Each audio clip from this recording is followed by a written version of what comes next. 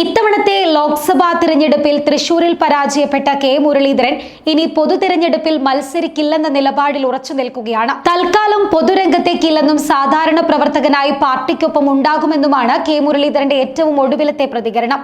ഇനി തിരഞ്ഞെടുപ്പിൽ മത്സരിക്കാനുള്ള മൂഡ് തനിക്കില്ലെന്നും കോൺഗ്രസ് പ്രവർത്തകർ ഒരുമിച്ച് നിൽക്കേണ്ട സമയമാണിതെന്നും തമ്മിത്തല്ലിയാൽ വരും തിരഞ്ഞെടുപ്പുകളിൽ ഇതിലും വലിയ തോൽവിയായിരിക്കും ഫലമെന്നും മുരളീധരൻ പറയുന്നു. പൊതുരംഗത്ത് നിന്ന് വിട്ടുനിൽക്കാനുള്ള തന്റെ തീരുമാനത്തിൽ മാറ്റമില്ല. എന്നാൽ തദ്ദേശ തിരഞ്ഞെടുപ്പിൽ പ്രചാരണത്തിന് താൻ സജീവമായി ഉണ്ടാകുമെന്നും മുരളീധരൻ വ്യക്തമാക്കി. അതേസമയം എന്ത് സംഭവിച്ചാലും തന്നെ ഇത്രയൊക്കെ സഹായിച്ച പാർട്ടി വിട്ടു പോകില്ലെന്നും മുരളീധരൻ കോഴിക്കോട് എടുത്തു പറയുകയുണ്ടായി.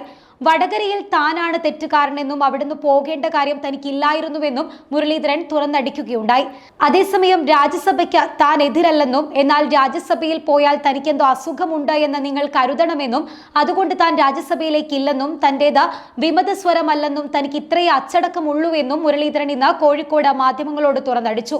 ഇത്തവണത്തെ തിരഞ്ഞെടുപ്പിൽ തൃശൂരിൽ വോട്ട് മറിച്ചിട്ടില്ലെന്നും പകരം പരമ്പരാഗത വോട്ടുകളിൽ വിള്ളൽ വന്നതാണെന്നും തോൽവിയുടെ പേരിൽ സംഘർഷമുണ്ടാവരുത് എന്നും തൃശൂർ DCCയിലെ കൂട്ടയടിയെക്കുറിച്ച് മുരളീധരൻ പറയുകയുണ്ടായി. പ്രവർത്തകർ ഒരുമിച്ച് നിൽക്കണം, കോൺഗ്രസിന്റെ മുഖം വികൃതമാകുന്നത് ഒഴിവാക്കണമെന്നും മുരളീധരൻ പ്രതികരിച്ചു. ക്രൈസ്തവ വോട്ടുകളിൽ വിള്ളൽ ഉണ്ടായിട്ടുണ്ട്. ചിലർ മാത്രം വിചാരിച്ചാൽ തന്നെ തോൽപ്പിക്കാനാകില്ല. പരമ്പരാഗതമായി കിട്ടുന്ന വോട്ടുകളിൽ വിള്ളൽ ഉണ്ടായിട്ടുണ്ട്. തോൽവിയെക്കുറിച്ച് അന്വേഷിക്കാൻ അന്വേഷണ കമ്മീഷന്റെ ആവശ്യമില്ലെന്നും മുരളീധരൻ തുറന്നടിച്ചു. ഇനി തിരഞ്ഞെടുപ്പിൽ മത്സരിക്കാൻ മൂടില്ല, അതുകൊണ്ട് വയനാട്ടിലേക്ക് പോകില്ല. ഒരാൾക്കെതിരെയും പരാതിയുമില്ല. എന്റെ തോൽവിയിൽ അന്വേഷണ കമ്മീഷൻ വേണ്ട. അന്വേഷണ കമ്മീഷൻ വന്നാൽ വീണ്ടും തർക്കമുണ്ടാകും. പല കമ്മീഷൻ റിപ്പോർട്ടുകളും താൻ കണ്ടിട്ടുണ്ട്. കത്തോലിക്ക വോട്ടിൽ വിള്ളൽ ഉണ്ടായി എന്നാണ് മനസ്സിലാക്കുന്നത്.